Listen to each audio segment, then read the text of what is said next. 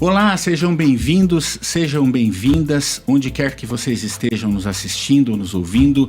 Essa é a 4ª edição do nosso Bomcast, com patrocínio exclusivo do Grupo Bom Pastor e seus planos multiassistência.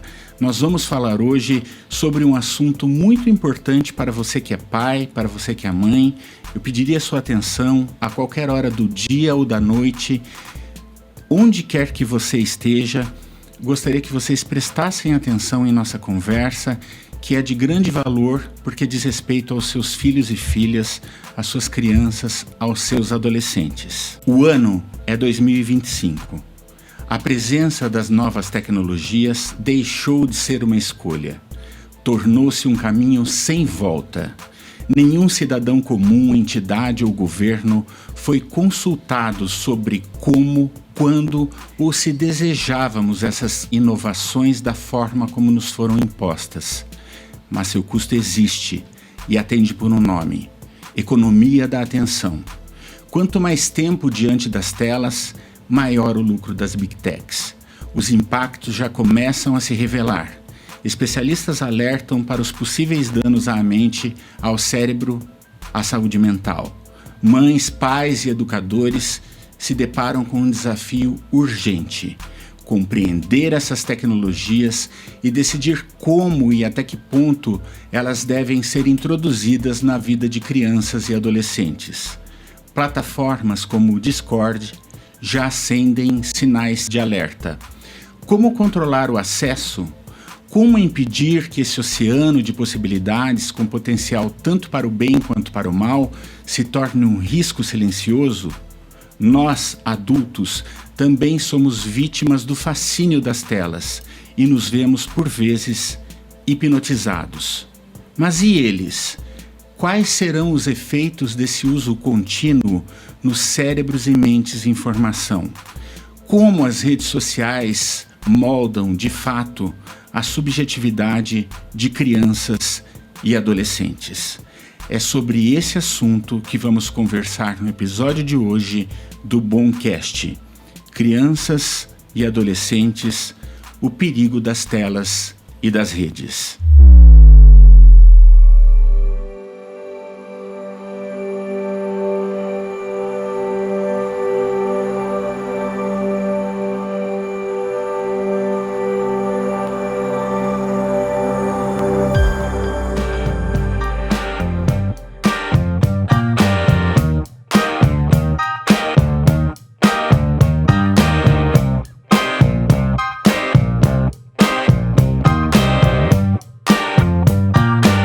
Como eu havia anunciado, nós vamos falar hoje sobre crianças, adolescentes e o impacto das redes sociais na vida dessas crianças e desses adolescentes, na questão cognitiva, no aspecto emocional, relacional. E nós temos aqui a grata felicidade de termos como convidadas 3 profissionais de primeira qualidade de gente antiga, não consigo fugir disso. Mas de primeiríssima linha, são profissionais muito capacitadas e, assim, todas elas se dispuseram a conversar conosco muito rapidamente, com muita presteza.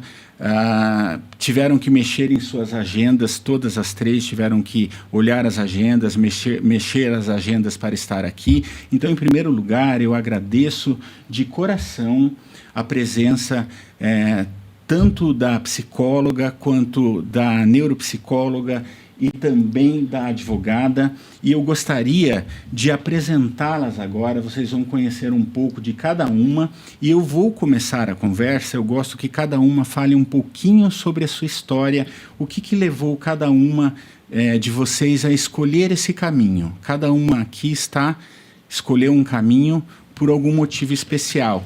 E eu vi, por exemplo, que a advogada, a doutora Carolina de Filipe, ela também fez especialização na área de educação. Eu pediria para ler brevemente o seu currículo aqui. Seria possível, doutora? Sim, pois não. Obrigado, prazer em recebê-la. Prazer, é um prazer imenso estar aqui com vocês e ter a oportunidade de falar sobre esse assunto tão importante para todos nós. Já também falarei com a Débora Giusti, também com a psicopedagoga e também com a psicóloga a Priscila Passos. Prazer, muito obrigado pela presença de vocês, viu? Eu que agradeço. A doutora Carolina de Filipe possui graduação em Direito pela Pontifícia Universidade Católica de Campinas, pós-graduação em Direito pelo Centro Universitário Salesiano e pós-graduação em Direito Penal e Processo Penal pelo INPG. É mestre em Educação pelo Centro Universitário Salesiano de São Paulo, advogada criminalista há 22 anos e responsável pela banca de Direito Penal no escritório CGML, Advogados Associados. É coordenadora da Faculdade de Direito da Unitade Campinas, São Paulo, presidente da Comissão de Direito Penal da OAB Campinas e diretora de Assuntos Acadêmicos da Associação Brasileira de Advogados Criminalistas, ABRACRIM. É isso, doutora? É isso. Coautora dos livros de Direito Penal pela OAB, Inovação na Educação e Inovação e Métodos para Nativos Digitais. Ufa! Doutora, gostaria de começar com... Posso me referir como você? Claro, por favor. Por que o direito? Por que a sua preocupação com a educação, infância? E fale um pouquinho também das palestras que nós falaremos mais adiante. Sim, bom, eu sempre quis fazer direito, né? Eu acho que o direito é uma forma de transformar a sociedade, de trazer modificações verdadeiras para a sociedade. E dentro do direito, eu me encontrei na advocacia criminal, que é uma advocacia tão difícil, porque a gente mexe o tempo todo com o que a sociedade tem de mais triste, a gente mexe com as mazelas humanas, e acabei me especializando em segurança digital, porque nos últimos 15 anos nós tivemos aí todo o crescimento do direito digital, nos últimos 10 anos a popularização das redes sociais, e houve então uma necessidade de muitos trabalhos nesse nicho de mercado. Eu fui estudar educação para complementar o meu trabalho quando percebi que dentro do direito digital muitas das nossas vítimas eram crianças e adolescentes. Eles são os vulneráveis, né, nesse mundo digital. São os mais vulneráveis. Tristemente, né? Tristemente e infelizmente. Infelizmente, eu acho que é isso que nos traz aqui, né? Isso. Apresentando agora a doutora Priscila Passos, psicóloga clínica, especialista em neuropsicologia, psicoterapeuta infantil, psicóloga hospitalar pelo Hospital Albert Einstein, responsável técnica e proprietária da clínica Serenitá. Muitíssimo obrigado por sua presença também, é um prazer tê-la aqui. E eu ouvi falar muito bem do seu trabalho, foi uma recomendação de uma colaboradora nossa que teve a oportunidade de fazer psicologia, sessões de psicoterapia com a doutora, me falou muito bem e vi que a sua agenda é ocupadíssima, agradeço também a sua presença. E soube que parece que houve uma virada em algum momento em sua vida e houve a escolha pela psicologia e o aprofundamento nela. Gostaria de saber como chegou até onde chegou. Isso. O seu caminho. Olá a todos, muito obrigada pelo convite, é isso mesmo. Eu não fui sempre psicóloga, né? Eu passei por uma transição de carreira. Sim. Minha primeira formação é em ADM. Sim. Então, mas eu sempre tive um pezinho na psicologia e aí nessa questão da liberdade, né? Que nós temos enquanto seres humanos para mudar de ideia, mudar de opinião, mudar de carreira. Eu aproveitei disso, né? E me lancei aí na psicologia. E como neuropsicóloga também, sou pós-graduada, né? Também sou formada em psicologia hospitalar pelo Hospital Albert Einstein, tá? Realizo algumas teleconsultas também, porque a gente não tem esse hospital aqui em Limeira, né? Mas a gente tem essa questão, hoje até a gente pode olhar para o lado positivo, né? Da tecnologia. Sim, sim.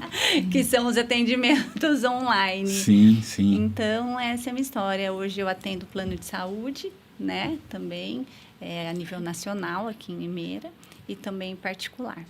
Sim, nós vamos falar daqui a pouco. Eu quero apresentar a Débora Giusti agora. E comentei algo com ela na nossa pequena conversa que tivemos, né? Não chegou a ser uma pré-entrevista, mas foi uma pequena conversa, né? Eu gostaria de apresentar a Débora Giusti. E, Débora, primeiro vou ler aqui o seu currículo da forma que você me mandou, porque eu achei que tem algo afetivo aqui que tem que ser lido como me foi colocado. Eu achei diferente, eu gosto que as pessoas se apresentem da forma como elas se sintam à vontade. Sim.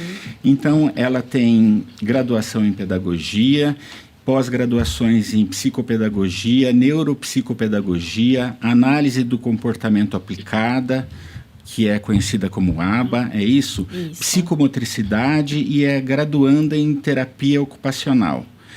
Aqui nós estamos também, há também o fato de que foi professora por 10 anos do 1º ao 9º ano, se eu entendi, né?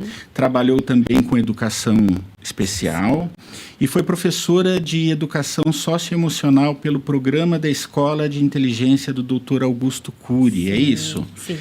Atende há 5 anos na Clínica Conecta, mas me chamou a atenção que é também mãe de Júlia e Yasmin. Júlia, 22 anos, Yasmin, 15 anos. Sim, sim. Quiser mandar um alô para elas. Oi, filhas, amo vocês. E casada há 18 anos com o Anderson. Sim, é isso? Sim, isso. Primeira pergunta que fica, poderia ser para as duas, e se a doutora participar também seria um prazer. Nós conversávamos sobre a pandemia. Sim. Nós havíamos pensado no tema e eu não havia atentado para isso. Todas as pessoas se viram obrigadas a estarem mais conectadas por estarem isoladas. Sim. E na época se falou muito disso e depois ninguém mais falou muita coisa a respeito. Os impactos futuros, né? Há alguma coisa para se dizer sobre o impacto que essas crianças sofreram por conta do isolamento pandêmico, educação à distância? Nós sabemos que a desigualdade em nosso país é absurdamente significativa. Sim. Há crianças de colégios particulares que tinham um computador em casa, tinham acesso a todo o material didático e talvez tenham passado um pouco melhor por isso, outras infelizmente não. Mas vocês, assim, na clínica,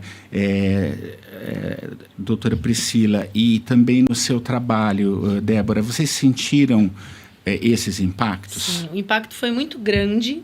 Eu digo assim, por exemplo, em casa, a gente que usava um notebook, né, 2 celulares, foi uma transformação gigante, porque a hora que a gente menos percebeu, assim, já estávamos com 4 notebooks ligados, vários celulares, né, e aumentou muito o número de celulares, o número de computadores, né? E o número de crianças com esse acesso à tecnologia, que antes, até então, não era necessário. E hoje as escolas não reduziram. Então, você pode ver que teve muita mudança na educação, principalmente no Fundamental 2, né? Do 6º ao 9º ano, que todas as escolas do governo, do estado, eles implantam programas de estudo com o computador. Né? Então, as minhas crianças, os meus adolescentes chegam lá hoje, né? Nossa, a gente tem a sala do futuro, né? Que é famosa. Tem que fazer atividade na sala do futuro. Então, você abre o computador, tem, 15, 20 lições por semana, e a criança se vê ali naquele computador o tempo todo, porque tem que fazer a lição, né? Mas eu digo que na minha profissão, o que eu percebi foi muito bom, foi muito positivo. Igual a gente estava conversando. Por quê? Porque até então essa educação era concedida só à escola. A escola fazia todo esse papel. E quando os pais perceberam que, opa, peraí, filho, você não está sabendo ler, e os pais começaram a perder a paciência.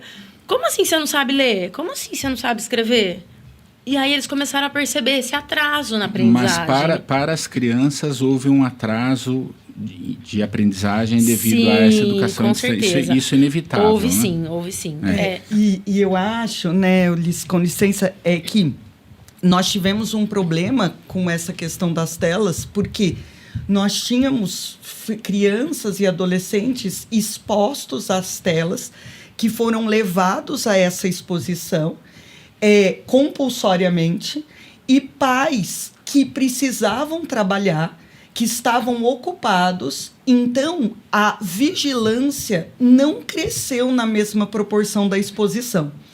Então, muitas vezes, essas crianças e esses adolescentes passaram a ficar muito mais tempo nas telas, porque eles foram privados do seu tempo ao ar livre, do seu tempo de esportes, das suas atividades extra-classe, do seu convívio social, migraram para as telas, mas os pais precisavam continuar trabalhando, os pais precisavam continuar com as suas atividades e nem sempre fizeram a vigilância necessária. E algumas dessas crianças e adolescentes, então, tiveram acessos a conteúdos e a situações que não eram adequadas para elas. Não eram adequadas, desejáveis, eram nocivas. A doutora Priscila Passos, a ansiedade, depressão, dá para falar alguma coisa a respeito disso ligada a essas crianças no período pandêmico, pós-pandêmico? O que poderia ser dito sobre isso? Dá para falar muita coisa, né? Nós somos seres sociais. Sim. Né? A socialização faz parte do desenvolvimento humano. Perfeito. E nós, as crianças, né? Todos nós, mas principalmente as crianças, elas foram privadas desse momento, dessa fase da vida delas, né? Que não só socialmente, mas cognitivamente, a socialização, ela traz um grande benefício no nosso desenvolvimento, né? Eu até brinquei na nossa live, eu falei, se a gente nascer numa floresta e ficar lá, a gente, sem interação com outros seres humanos, o que a gente vai sair sabendo de lá? Né, em relações, ou e até na parte cognitiva ou de aprendizado. Então, foi uma amputação que nós tivemos. É como se nós tivéssemos esquecido disso que aconteceu. Então, hoje os pais chegam na terapia, que a anamnese primeiro é com os pais, né? E traz uma questão em relação ao filho, ignorando todo o período que essa criança passou de desenvolvimento dentro de casa. No período pandêmico. No período pandêmico. Muita gente fala que o luto do período pandêmico, o luto coletivo, não foi vivido da maneira como deveria ser vivido. Pouco disso. Não houve tempo, né? Não houve tempo para viver isso. E já as pessoas já se esqueceram e já engataram aí na vida, na correria do dia a dia, né? E aí a gente tem bastante questão para falar entre relação à ansiedade e em relação também à depressão. Por quê? Essa criança, se a gente for falar de uma criança de uma faixa etária de 4 a 7 anos, né? E ela precisar voltar, retornar à sociedade e lidar com situações de frustrações, de interação social, né? Como é que está a cabecinha dessa criança? Então, impactou, ainda está impactando, né, nas crianças e no adolescente, com toda certeza.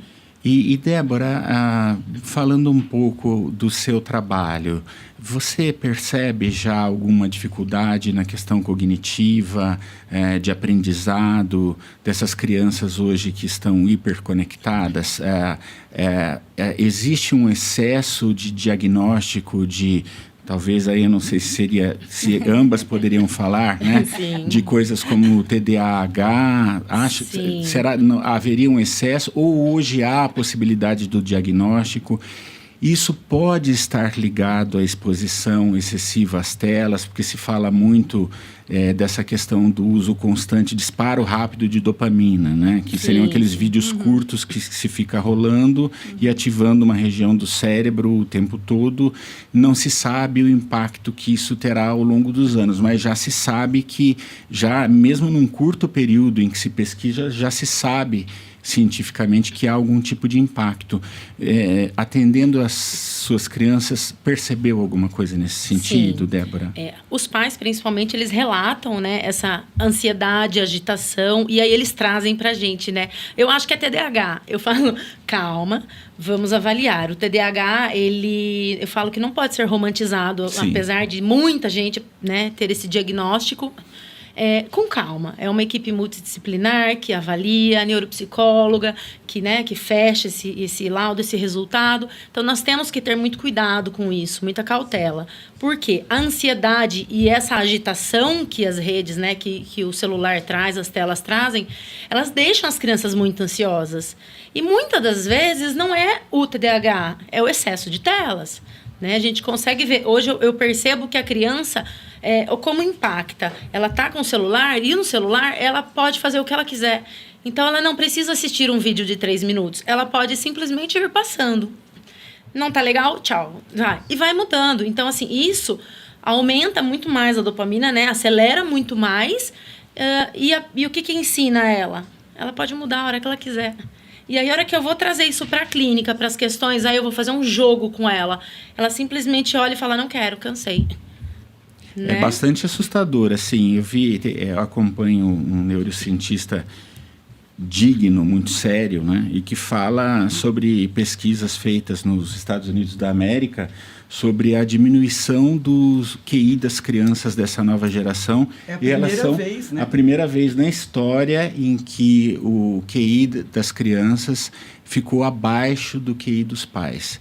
E o vocabulário, de algumas décadas para cá, reduziu-se drasticamente, né? Dá para dizer de alguma forma, porque ambas estudaram neurologia em algum sentido em suas áreas, né? Que isso está alterando o modo como pensamos, como interpretamos a realidade. Isso está afetando as nossas mentes e cérebros, e sobretudo das crianças e dos adolescentes? Se a gente for falar da neuroplasticidade cerebral, isso, né, nessa questão do aprendizado, com certeza impacta sim, né?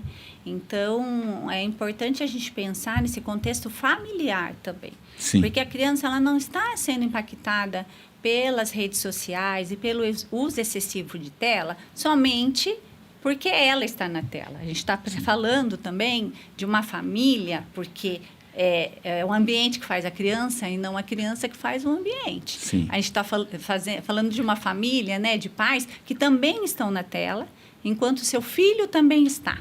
Então, muitas vezes, essa falta também, né, de olhar, de investigar o que essa criança está consumindo, é porque eu também estou consumindo. Então, nós não estamos falando de uma criança, eu vou usar esse termo, mas assim, né, de uma forma pejorativa. A gente não está falando que as crianças só estão adoecidas, a família está adoecida. De alguma forma afeta a todos, né? Doutora, eu gostaria de fazer alguma observação.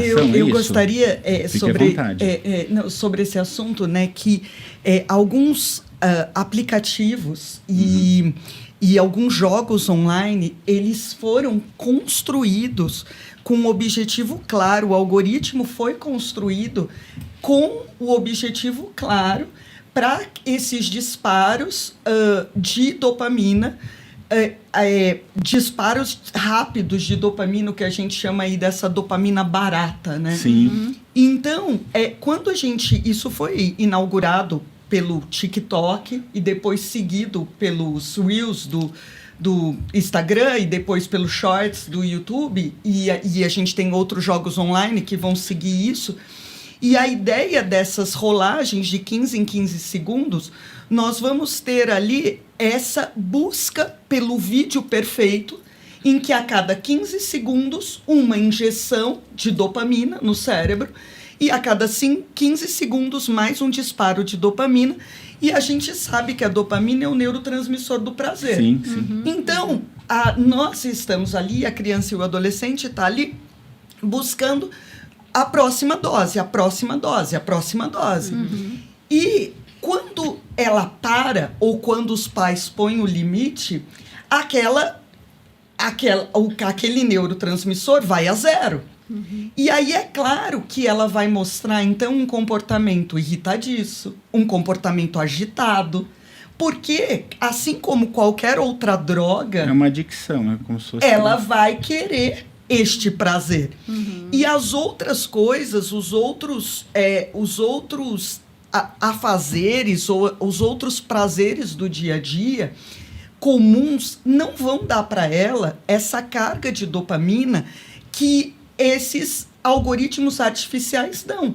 Porque ler um livro, por exemplo, muitas vezes só vai te dar a dopamina no final, né? o grande finale. Sim. Ou no caminho, né? Ou em alguns momentos no caminho. Alguns momentos, pequenas doses. Que é como no mundo analógico. Que é né? no mundo analógico. Andar de bicicleta, pequenas doses. Então, nós temos hoje, muitas vezes, crianças que olham para quartos lotados de brinquedo e dizem, eu estou entediada, não tem nada para eu fazer. E essa frase é tão comum dentro das casas, porque, na verdade, elas estão dizendo, eu quero dopamina barata. Me dê dopamina barata, é isso que eu quero. E não é à toa que 2024, a expressão que foi escolhida no nosso meio foi brain rot, que é apodrecimento cerebral. Podres, né? E aí chega justamente no que você disse, né, Ulisses, que é essa questão da primeira vez na história que nós temos descendentes com QI comprovadamente menor do que seus ascendentes, mesmo com tanta oferta de informações, né? Nossa, conversando com vocês aqui, nós já sabíamos da relevância, pensamos no tema, mas, assim, interagindo, a gente entende o quão é importante o assunto sobre o qual, não que já não imaginasse que fosse, mas a gente vê a densidade do problema com o qual nós estamos tratando, né? Uma pergunta, doutora Priscila, casos de adolescentes, nós comentávamos um pouco antes de entrar no ar, vocês estavam interagindo entre si, cyberbullying, já chegou a atender algum adolescente nesse sentido? Já atendi e atendo casos, tá? Sim. Bastante casos lá aparecem para mim com essa questão do cyberbullying. Uhum. Né? Como psicóloga, eu tenho um olhar, né? Claro que com entendimento do que é o direito de cada um e o dever, né, do outro, mas um olhar de acolhimento para essa criança, para esses pais também. Sim. Né? E até para a criança que pratica o cyberbullying. Sim. Né? Sim. Porque eu só entrego para o outro aquilo que eu tenho. Então, Sim. o problema é muito mais a fundo do que apenas uma prática, né, de um bullying aí com uma criança. E eles nem têm também, porque uma criança de 12 anos não tem condições de mensurar o impacto que ele causa na vida do outro quando ele pratica esse tipo de que é um crime.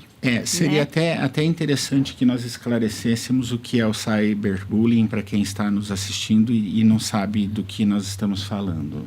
Sim, hoje, né, conceitualmente falando, para a lei, desde 12 de janeiro de 2024, bullying e cyberbullying passaram a ser crimes. São crimes que foram inseridos no capítulo dos crimes contra a liberdade e são crimes definidos como condutas reiteradas de intimidação que podem ser feitas de modo verbal, de modo físico, por meio de condutas de exclusão, de intimidação, de qualquer tipo de preconceito. Então, o legislador foi bem amplo ao conceituar o bullying para colocar no conceito de bullying não só a agressão física, claro, mas também a agressão psicológica, qualquer tipo de ameaça, de preconceito, de exclusão. E o cyberbullying, ele é mais grave, trazendo uma pena de reclusão de até 4 anos de prisão, né? Porque tudo que é feito no mundo digital ganha maior intensidade, claramente, e se espalha com muito mais rapidez, né? Então, por isso, a penalidade é maior. A questão é que se é feita por um menor é inimputável, é isso? Então, sim e não, né? Porque ele é inimputável para termos penais, mas o Estatuto da Criança e do Adolescente determina que, no Brasil, as crianças são crianças até 11 anos, 11 meses e 29 dias. E se tornam adolescentes aos 12 anos. Crianças têm direitos, adolescentes têm direitos e deveres. Então, um adolescente, se ele comete um ato infracional, ele fica sujeito a medidas socioeducativas. Cautelares, alguma coisa Isso. assim. As medidas socioeducativas previstas lá no artigo 112 do ECA, né, do Estatuto da Criança e do Adolescente, elas vão desde uma advertência do juiz até a internação na Fundação Casa. Todo o que é um ato infracional? Toda conduta definida como bullying. Desculpem, toda conduta definida como crime. Se o bullying agora é crime, então o bullying também é um ato infracional. Então, hoje, a partir dos 12 anos, o próprio adolescente pode ter consequências também. Pode sofrer consequências. Pode sofrer consequências também. Uma outra pergunta, doutora Priscila, e depois falarei um pouco com Débora, com a psicopedagoga. Já houve casos clínicos, pacientes procurando. A gente ouve muito falar das adolescentes que pensam em fazer plástica porque acham que não estão parecidas com o filtro do seu smartphone. Isso já lhe aconteceu também? Com certeza. Essa distorção da imagem, né? E a comparação que existe através das redes sociais. Então, o que acontece? É interessante a nossa conversa aqui, eu achei maravilhoso ela enquanto advogada e nós com um olhar totalmente diferente para o indivíduo, porque o que a gente entende, né, nós enquanto psicólogos? Que precisa haver uma lei, uma faixa etária para que se cumpram, né, as leis. Então, a partir dos 18 eu posso dirigir, tirar carta. Então, todas essas questões eu posso ser preso, eu respondo pelos meus atos. Isso precisa existir porque a gente precisa manter a ordem, né? Mas nós, enquanto psicólogos, olhamos para uma criança de 12 anos, né, que a gente atende no nosso consultório e a gente entende que esse rótulo de pré-adolescente para uma criança de 12 anos é algo totalmente injusto, porque ele não é capaz realmente de mensurar. Porque quando a gente fala de funções executivas, a gente está falando que elas se formam aos 25 anos, né? E depois elas vão sofrendo declínio a partir dos 60 anos. Então, o que a gente está falando? Que até os 25 anos, esse ser humano, esse indivíduo, ainda ele não tem condições de mensurar 100% as consequências das atitudes dele. Ainda está em construção, ele né? não tem isso, mas isso é uma questão orgânica do organismo. Não sou eu ou o outro, é qualquer ser humano. Então, assim, cabe essa discussão e esse olhar, né, para isso. Então, a criança, o adolescente que olha, que vê a rede social e busca um comparativo de imagem, é uma criança que geralmente entra numa situação adoecida. Tá? Porque é uma imagem inalcançável, é inatingível, ela não consegue entender que a imagem que é vendida através da internet não é a realidade, né? E fica essa busca aí infinita por uma perfeição que não existe, né? Olha, o nosso episódio bastante interessante. Gostaria de falar que esse é o Bomcast, um oferecimento do Grupo Bom Pastor. Saúde e bem-estar para a sua família e também para os seus pets. Com o plano Bom Pastor, Bom Med, você pode ter consultas ilimitadas por telemedicina, além de descontos em consultas presenciais, medicamentos e exames. Se você quiser saber mais sobre os planos da Bom Pastor, esse é só um deles, ligue agora para 0800 950 1010. Esse é o 4º episódio do nosso Bomcast. Agora vou falar com a psicopedagoga e neuropsicopedagoga. Eu me enrosco com neuropsicopedagoga. É quase um trava-línguas. Eu estava até ensaiando os 3 tigres hoje por conta disso. Neuro-PT. Que tipo de trabalho você faz, Débora, quando chega uma criança lá que você vê que já tem essa compulsão pelas telas? De que forma você trabalha isso junto às crianças e aos seus pais? Geralmente, quando a criança já não é criança, né, o adolescente, a gente tenta conversar no primeiro momento e até pesquisar, né, para ele saber, para o adolescente saber quais são os riscos. Então, eu tento estruturar uma organização. Ontem eu estava fazendo isso com uma adolescente. Vamos organizar. Porque o pai está relatando que ela está no TikTok a tarde inteira. E à noite, eu tenho tarefa de casa e aí fica aquele caos em casa, né, com tarefas atrasadas. Então, vamos organizar a sua rotina. Então, para os adolescentes é uma boa alternativa. Organizar essa rotina. Então, você vai chegar da escola, você se alimenta, descansa. Das 2 às 4 fica um horário definido para você fazer as atividades, estudar, né? Depois tomar banho e tudo mais, jantar. E aí, tudo bem, o pai libera um pouco. Né? Porque se você deixar, o adolescente fica a tarde inteira no celular, consumido ali, e a hora passa e ele não fez nada. Então é muito mais, tem muito a ver com o que a doutora Carolina falou, que é uma questão da família mesmo, família, né? Os pequenos, a doutora Priscila também. Os pequenos, eles almoçam com o celular, assistindo, e muitas vezes, né, igual a doutora falou, a gente vê o pai assistindo, almoçando com o celular encostado, assim, e a criança é espelho, né? Ela vai fazer o que o pai está fazendo. Então, muitas vezes, na maioria das vezes, é a família. A gente precisa ter uma consciência, auxiliar a família, né? A redução dessas telas, porque você tem crianças super agitadas e que entra uma coisa muito importante, né? A frustração. Sim, sim. A frustração, você disse, pela interrupção. Pela interrupção. Até pela questão, né, que a doutora falou, dos 15 segundos. Então, assim, eu não gostei, eu vou... Então, no celular, eu consigo colocar o que realmente eu quero. Mas e na vida? Não, e eu acho uma questão, assim, muito importante, né, da gente voltar e comentar, essa questão da criança e do adolescente não estar biologicamente pronto para ter nas mãos uma ferramenta. Porque nós começamos aqui nossa conversa falando a internet, o celular, o mundo digital, tudo isso é ferramenta. E como ferramenta pode ser usada para o bem e para o mal. Tem muitas coisas. Uma faca corta ou passa, mata. Ou né? passa E a internet tem muitas coisas boas. Nós estamos aqui através da internet, né? Mas a gente dá direitos às pessoas à medida que elas ganham maturidade.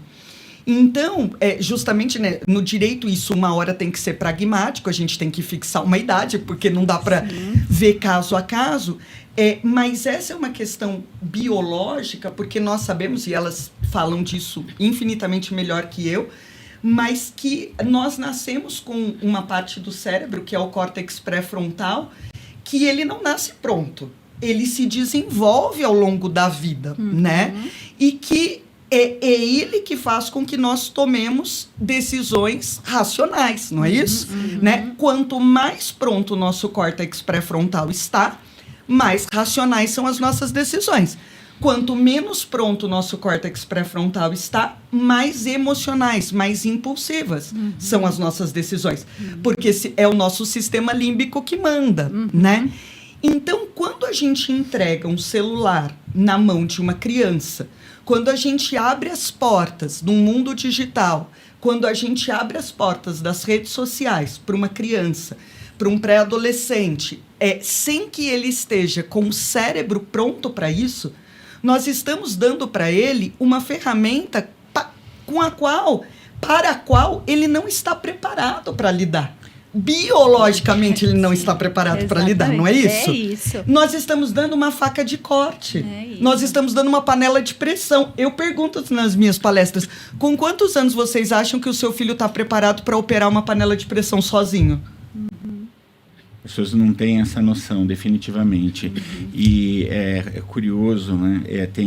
Eu assisti uma participação sua em um podcast falando a respeito exatamente dessa questão, né?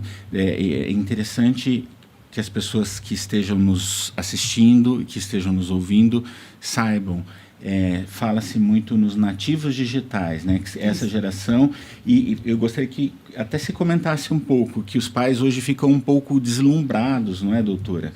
Com a questão de que as crianças mexem muito facilmente com as telas por serem nativas digitais, e nós que não somos migrantes.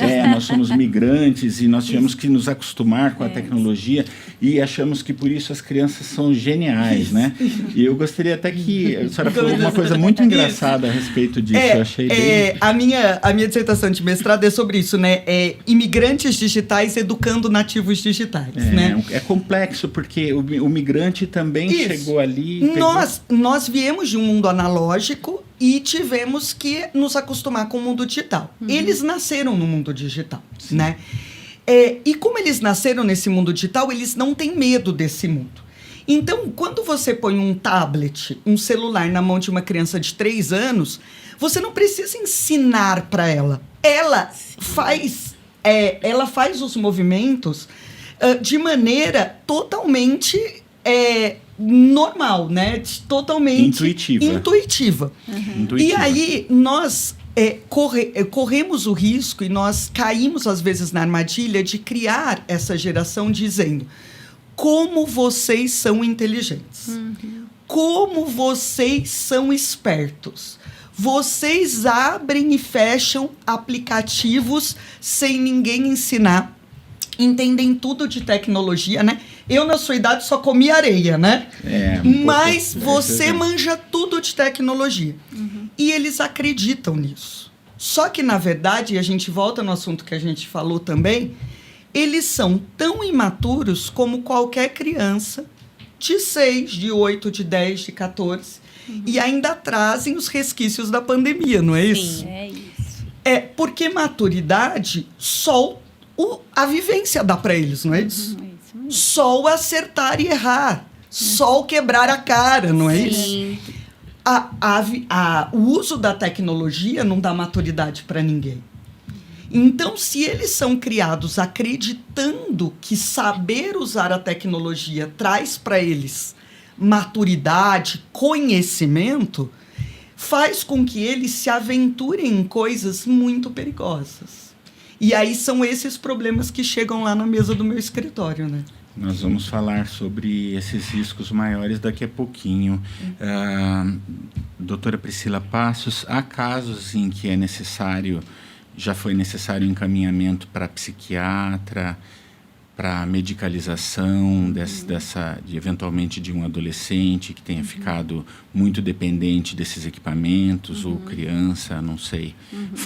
Pergunto como leigo, por ignorância minha mesma. Tá, eu vou responder sua pergunta e complementar dela. Fique à vontade. Né? Como psicoterapeuta infantil e psicóloga que atende adolescente, quando esses pais trazem essa criança para mim, a minha abordagem com ela não é tecnológica, né? O que eu trabalho no meu contexto hoje, dentro do meu consultório, é massinha, é o lúdico, né? A gente vai para um universo deles, eu vou para o mundo deles, o mundo que eles nem conhecem, não convivem. Então, para esse desenvolvimento acontecer de forma natural, né?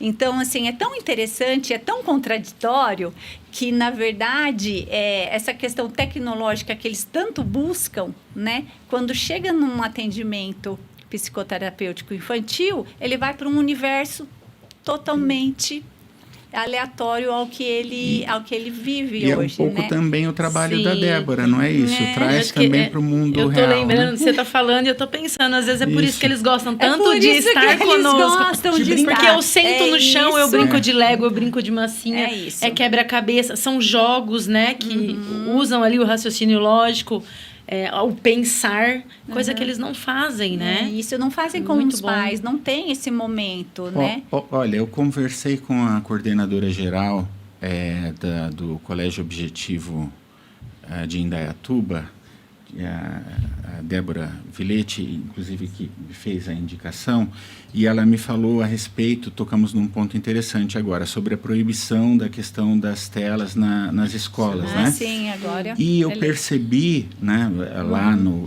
lá é um colégio de excelência, a doutora Carolina palestrou, acho que mais de uma vez lá, né? Sim. A sua palestra foi muito bem falada, muito recomendada, e lá as coisas estão funcionando. E, incrivelmente, o que se percebeu?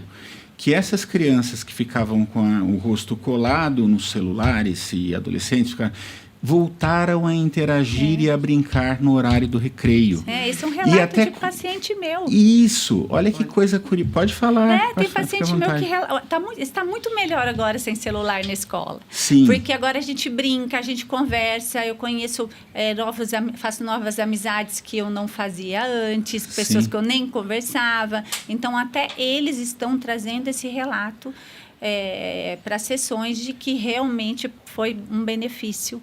É tão curioso isso, né? De que as crianças voltem, você tira o equipamento um pouco, tem as crianças ali, os adolescentes, eles voltam a interagir normalmente porque somos seres sociais e durante milhares de anos o nosso cérebro foi desenvolvido para trabalhar num mundo analógico, né?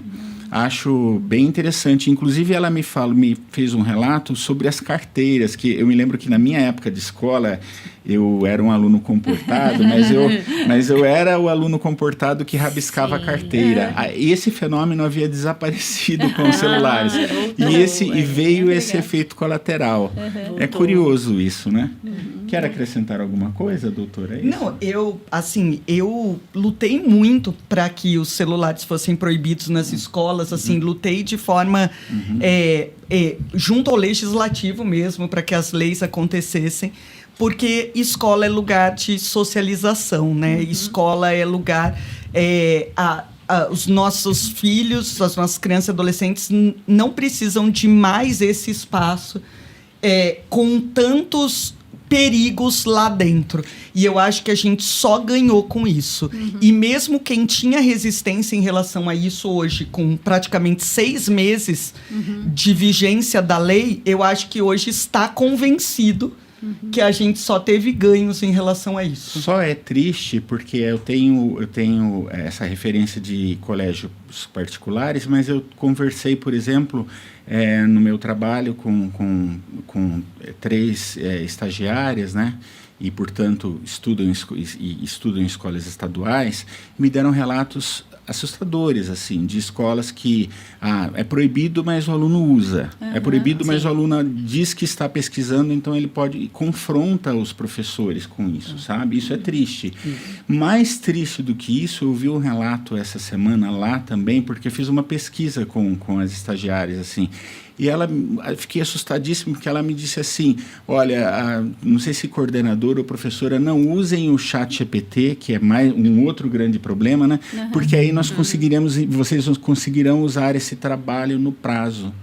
As crianças e adolescentes estão deixando de escrever e de aprender. Deixando de pensar. E, portanto, de aprender a pensar, a conectar ideias. Nosso papo está muito interessante, uma conversa muito enriquecedora.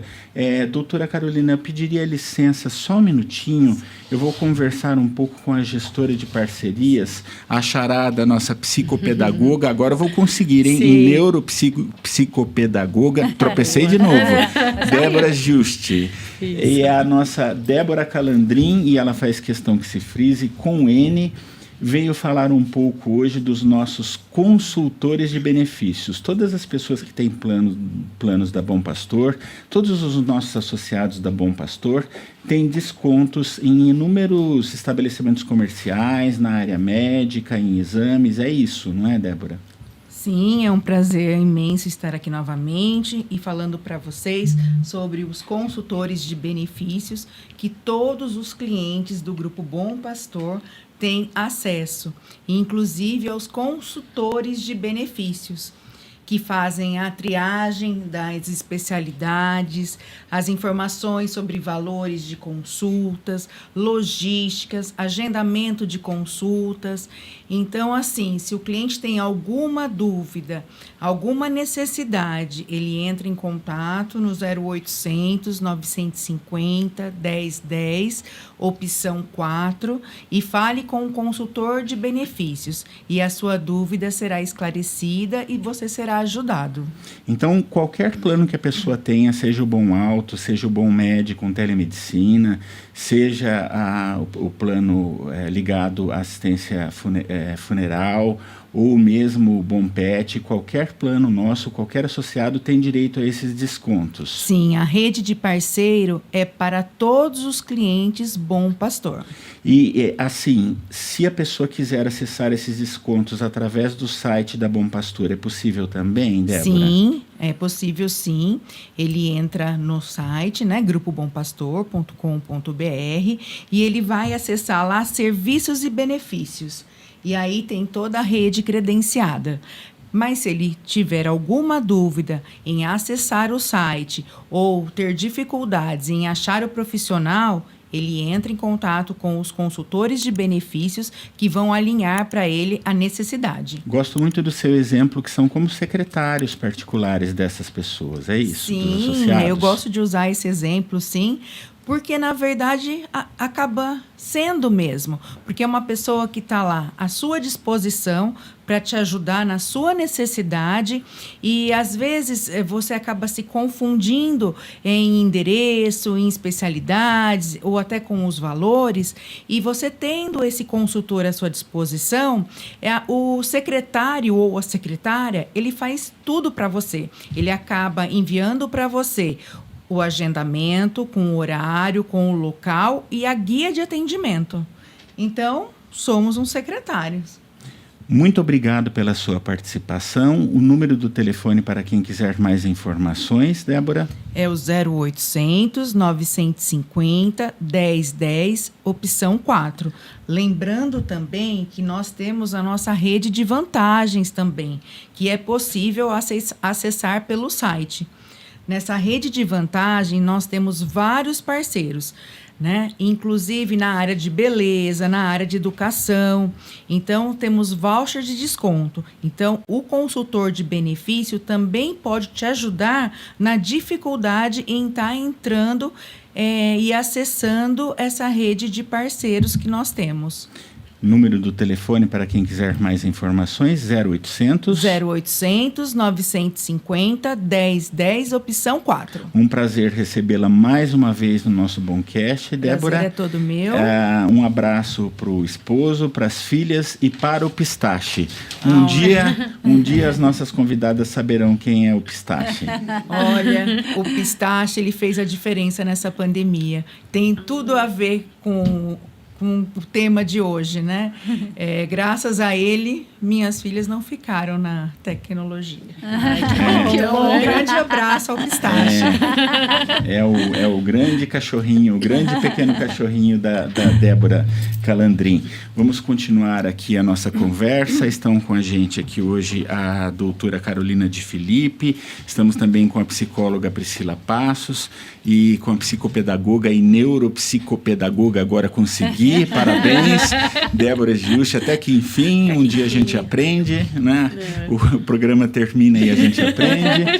E eu gostaria que a doutora comentasse, doutora Carolina, um pouco sobre eu vi uma pequena cartilha a respeito do Discord, desse aplicativo, e eu soube de coisas assustadoras e era importante que elas fossem faladas aqui. Há coisas que... tem palavras, o algoritmo é uma coisa muito estranha, né? Porque ele não bloqueia muitas coisas, mas há palavras, assim, eu vou usar crimes contra a criança, Sim. né? Mas para não falar em outras coisas, se você fala determinada palavra, o algoritmo vai e corta um conteúdo tão importante quanto esses, né? Sim. Mas há coisas horrorosas nesse aplicativo, né? Sim. Hoje, sem dúvida nenhuma, o Discord é uma das plataformas mais perigosas que nós temos na internet e que está sendo usado para cometer muitos crimes contra crianças e adolescentes. Ele é muito visitado e muito usado por crianças mesmo, a partir de 7, 8 anos, e por muitos adolescentes, porque ele é usado como uma espécie de apoio para essas crianças e adolescentes jogarem, porque o Discord foi uma plataforma que foi pensada e criada originalmente para gamers. Então, normalmente, essas crianças e esses adolescentes, eles ficam jogando numa tela e com outra tela aberta no Discord. E conforme eles vão, eles vão jogando, eles vão conversando no Discord, na outra tela, e pedindo dicas, pedindo vidas no jogo, pedindo ferramentas. Então, é muito usado para isso. E o Discord tem canais específicos, canais temáticos de muitos jogos. De jogos que os meninos e meninas, a garotada gosta muito, como Minecraft, Roblox, que são muito populares entre as crianças e adolescentes. Mas o Discord passou a ser uma plataforma muito usada para o cometimento de crimes, porque eles têm um baixo nível de segurança. Até o ano passado não tinha um escritório no Brasil para que houvesse esse monitoramento importante também.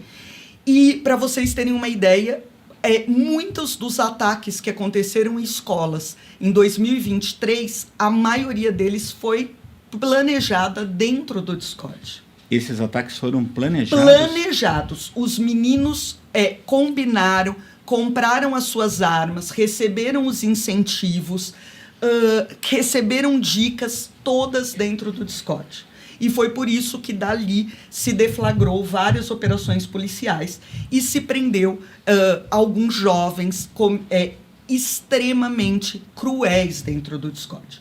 Então, hoje, eu gostaria mesmo de chamar a atenção de pais e mães, educadores que estão nos ouvindo, que não há uma maneira segura do seu filho, não há uma maneira segura de uma criança e um adolescente estar dentro do Discord hoje em dia. Não há. Né? É um lugar perigoso em que há muita crueldade, muito aliciamento. E na terça-feira, inclusive, nós vamos lançar uma frente parlamentar multidisciplinar em que nós vamos entregar um documento ao governador do estado pedindo providências em relação às plataformas em geral. É um estudo que a gente vem fazendo já desde o início do ano e principalmente em relação ao Discord. Então, dia 10 é o lançamento dessa frente parlamentar, mas 10 de junho, né, para marcar a data, mas a gente pede o auxílio das famílias de vigilância constante em relação a essa plataforma, que é realmente muito perigosa. Vejam, assistam vídeos, procurem informações para que vocês vejam as crueldades que estão sendo praticadas lá dentro. E aí, doutora, entrando na questão do direito, nós estávamos conversando aqui um pouco antes do episódio e até a psicóloga Priscila Passos comentando essa coisa do terra de ninguém. Muita gente fala assim, liberdade de expressão total nas redes, mas conteúdos são moderados em televisão desde sempre para menores de idade, ou com alguma observação, ou com horário adequado ou não adequado. E, assim, responsabiliza-se pais, responsabiliza-se escolas, e as pessoas que nos dão isso e ganham muito dinheiro em cima dessas redes sociais. Como se chega nessas pessoas, né? Eu acho que tem dois pontos importantes para a gente falar aqui. Uhum. Primeiro, que o direito à liberdade de expressão é um direito constitucional, claro, previsto na nossa lei maior, né, que é a nossa Constituição, mas nenhum direito é absoluto. As pessoas precisam entender isso, que nenhum direito é absoluto. Que é um pouco clichê isso, né? Uhum. Mas que o meu direito vai até o direito do outro. Uhum. No momento em que o exercício do meu direito fere o direito do outro, eu vou responder por isso. Isso vai ter consequências. Isso não é tolir a liberdade de expressão de ninguém. Isso é viver em sociedade. Sim, sim. E por que não se aplicar essas regras de convívio social? E pergunto a Débora, a Priscila, que todos estamos juntos aqui nessa conversa, doutora, e por que não haver uma possibilidade? Em relação a isso, né? E aí, assim, até para deixá-las falarem também, o que nós temos hoje? As nossas leis ainda estão ultrapassadas e defasadas, porque a nossa Lei Geral de Proteção de Dados não previa muitas coisas que aconteceram no evoluir dos anos, porque as coisas mudam muito rápido. E agora, no dia 4, o Supremo Tribunal Federal retomou o julgamento da questão da responsabilização das Big Techs em relação aos seus conteúdos. Que hoje são transnacionais, né? Isso, exatamente. Em relação aos conteúdos. Mas eu preciso, só para encerrar aqui, claro, dizer também que os pais precisam também ter consciência de que todas as redes sociais têm termos de uso e que elas não são para menores de 13 anos. Todas as redes sociais têm contratos e nesses contratos, WhatsApp, TikTok, Discord, Snapchat, Instagram, todas essas redes sociais, lá está escrito que elas não são para menores de 13 anos. Isso é importantíssimo que se diga e repita, né? Exatamente. Pouca gente sabe. Porque se eu permito que o meu filho, que não tem 13 anos, esteja lá, eu estou permitindo que o meu filho esteja num lugar que não é feito para ele, que não é lugar para ele. Então, a empresa vai sempre dizer, não era lugar para ele. Eu estou dizendo aqui no meu contrato, não era lugar para ele. Eu estou dizendo que não foi feito para ele. O que ele estava fazendo aqui? E aí se amparam nisso. Até ela falando sobre isso... Fique à vontade. Não quero te cortar, não, por favor. Não, por mas favor. me veio a questão da série adolescência. Sim, né? Sim. Assim, em conteúdo de... toda uma estrutura da série, eu realmente achei uma série bastante pobre. Mas ela trouxe muitas camadas a serem discutidas. Sim. Né? E para quem assistiu, no final das contas, sobrecaiu sobre os pais. Né? Não sei se vocês viram a série. Tem muitas camadas aí. Tem o acesso à rede social, tem o cyberbullying, teve a questão dos pais não vigiarem, né? Não estarem a par do que essa criança estava fazendo, porque ela está dentro do quarto, ela está quietinha, ela não está dando trabalho, e aí vida que segue, né? Então, assim, até... você comentando sobre isso, eu comecei a me lembrar da série, né? Porque realmente eles trouxeram de uma forma compacta, uma série muito curta, você assiste em uma tarde, 4 né? episódios. 4 episódios, mas assim, muitas abas ali foram abertas, não foram fechadas, mas ficaram abertas. Tanto é que foi assim uma disseminação, né, desse conteúdo, que criou-se uma expectativa até de uma série super faraônica, né? Sim. E aí foi uma coisa muito, muito básica em relação ao investimento para uma série, mas os temas em si que foram abordados, né, foram fundamentais, que para mim, acaba no funil de tudo isso que nós falamos aqui hoje. E aí, Débora, você chegou a assistir a série? Eu acompanhei depois que a gente se falou. Teve um trecho que me tocou, assim, que é aquela conversa do menino com o pai policial. Quando o pai não entendia os códigos, os sinais que eram utilizados pelos adolescentes. Dentro do seu trabalho como psicopedagoga, você percebe essa dificuldade de entender o mundo daquele adolescente, que acho que é desde sempre, né? Aquela linguagem muito específica. Muita coisa na minha cabeça. Até, né? Fale sobre o que veio à sua cabeça, o espaço de tudo, é teu. Né? Até que a gente estava conversando sobre o acesso. As crianças mentem o ano de nascimento e conseguem acesso, isso é muito fácil, no Facebook e no Instagram principalmente, né? Veio sobre o que a Priscila falou agora. Às vezes é muito fácil como mãe eu falar, meu filho tá quieto, deixa lá. E aí eu não tenho essa atenção, essa vigilância que eu preciso ter, né? E aí às vezes vem pro ambiente clínico quando já tá no auge do problema. E aí eu falo, você está vendo o que o seu filho está fazendo? Né? Você está acompanhando as redes sociais do seu filho? Né? Todos os prejuízos que estão acontecendo agora tiveram um antecedente. O que aconteceu antes? Né? Então, assim, os filhos imploram por atenção. E parece que não. Parece que eles falam, me deixa, né? Coisas de adolescente. Mas não, eles imploram por atenção, eles precisam de atenção. E os pais têm que ser vigilantes, sim. O perigo está ali, né? Tá acessível a todos. né? E aí vai dos pais orientarem o que é certo, o que não é certo, né? Porque depois, e aí? Chega para mim, eu tenho uma adolescente agora que eu tô atendendo de 13 anos, e ela chegou, né? Você estava falando do Roblox, e no Discord, através do bate-papo do Discord, e tava muito legal, e aí essa coisa do não sair daquele bate-papo, e o pai, quando o pai tirou o celular dela, teve uma tentativa de suicídio. É uma coisa muito grave, chegou a esse ponto, né?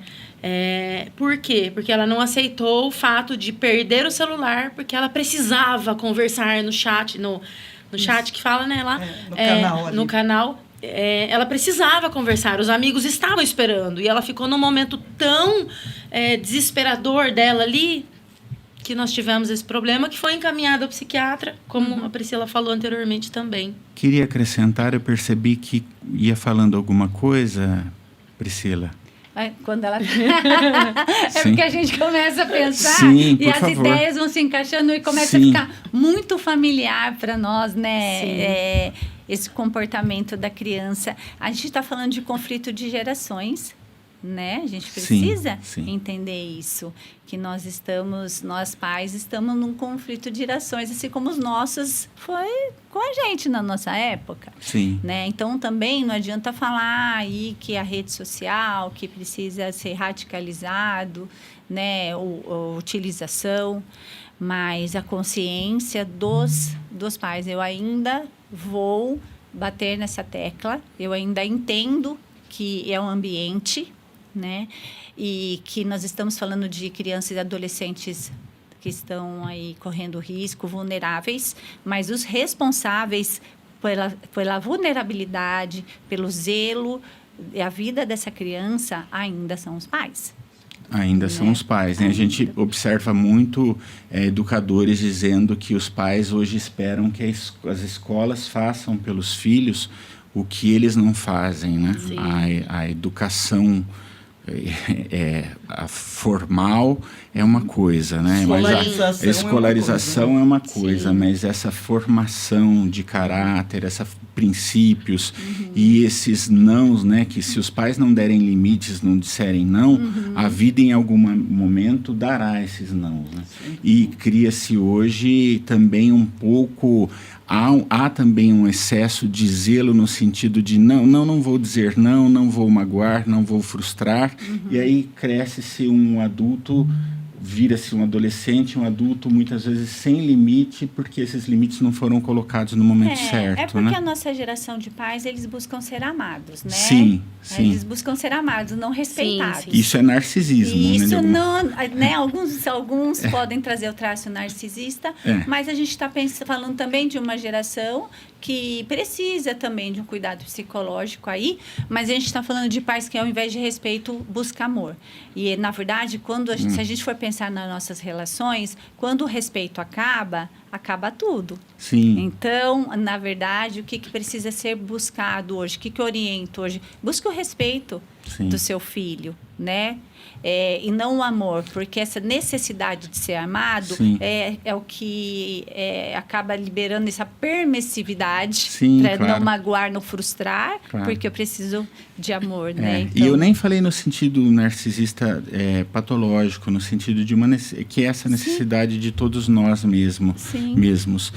Débora, você gostaria de deixar uma mensagem para os pais e mães que nos ouvem nesse momento a respeito desse assunto tão denso, tão interessante, como disse a Priscila, como você disse, como a doutora Carolina disse, com tantas camadas, o tempo simplesmente voou. Estou assustado com a velocidade com que... Vamos continuar. Então, assim, é muito importante hoje os pais estarem atentos ao filho, ao que eles assistem, escutam, né, aos conteúdos de escola. Eu sou uma mãe que adora olhar caderno da minha filha. Ela tem 15 anos e eu ainda olho os cadernos dela, o que ela olha no celular. Então, assim, é muito importante. Quanto mais a gente estiver presente agora, é agora que eu falo que a gente cria os valores, né? Ensina e dá o que a gente tem de melhor, com amor, com certeza, mas com respeito, ensinando, né, o que é certo e o que é errado. E é muito bom ter essa visão, ficar de olho, para que depois a gente não tenha problemas lá na frente. Quem quiser conhecer mais o seu trabalho, entre em contato através... Posso passar meu WhatsApp? Claro que sim. 19. Sem dúvida. É 99841-8129. Fala Sim. diretamente comigo. E lá na Clínica Conecta eu atendo fazem 5 anos. Sim. Lá nós também temos psicólogas, fonoaudiólogas. Estamos lá para poder ajudar todo mundo aí. Conecta está no Instagram. Conecta está no Instagram também. @Conecta Limeira. Clínica Sim. Conecta Limeira. Muitíssimo obrigado pela sua excelente participação. E o meu Instagram, Por favor, @DéboraGiusti, psicopedagoga. por favor. Adoro. Repita. @DéboraGiusti, psicopedagoga. Olha lá, adoramos. Adoramos. Eu sou um pouco ludita nesse sentido. Eu adoro as redes sociais, né? Mas, né? Vamos Mas ir. você é adulta, pode. Você Sim, eu pode. Priscila Passos, obrigadíssimo. Eu senti o quanto você é ocupada, porque assim, a gente conseguimos falar 2 dias atrás, 8h30 da noite, mas desde o primeiro contato já disse que participaria de cara, né?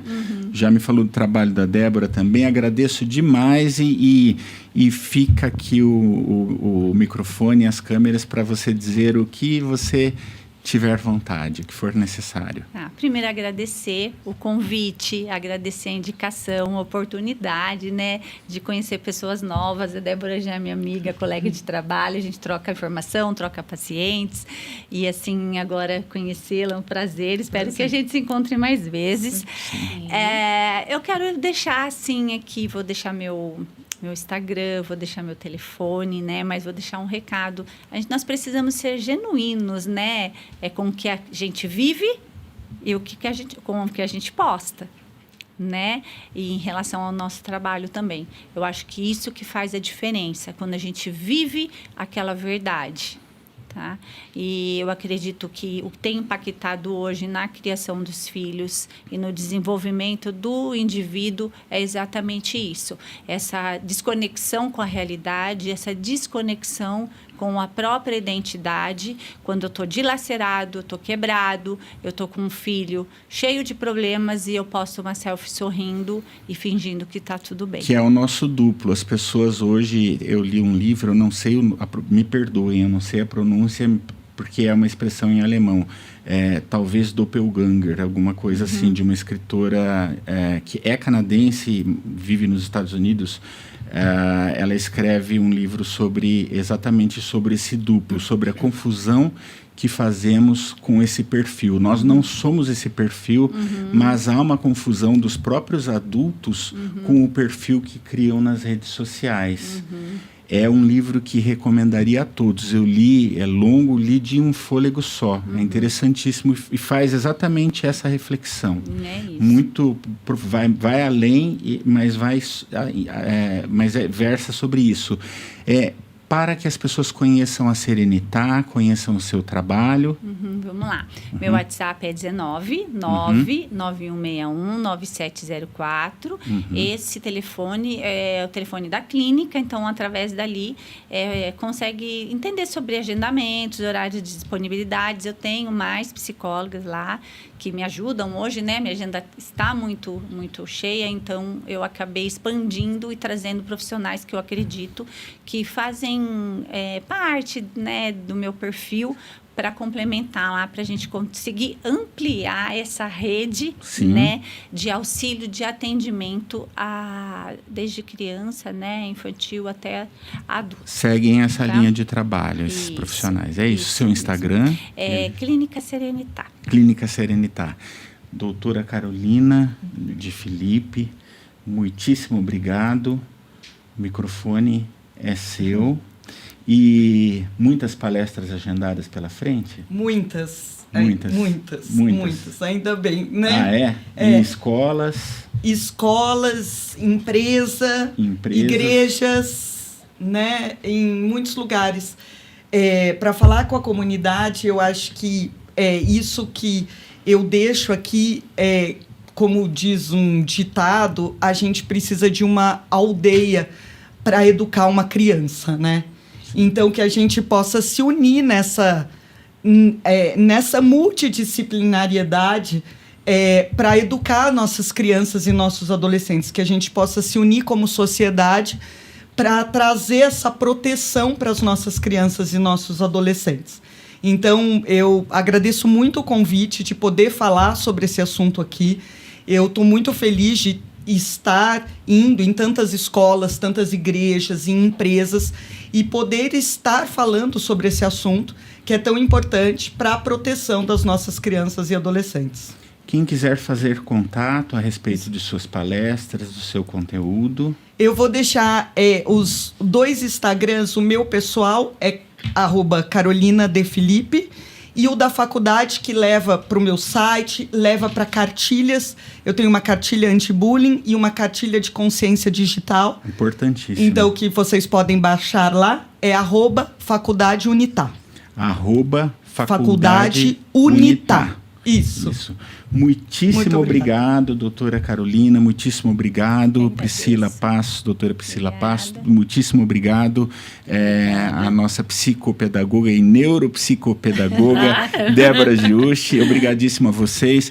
Eu agradeço muito ao nosso diretor executivo, Guilherme Pereira, o Lucão aqui com a gente, Letícia, nossa estagiária, estamos aqui também com a Débora Calandrin, ao Ramon.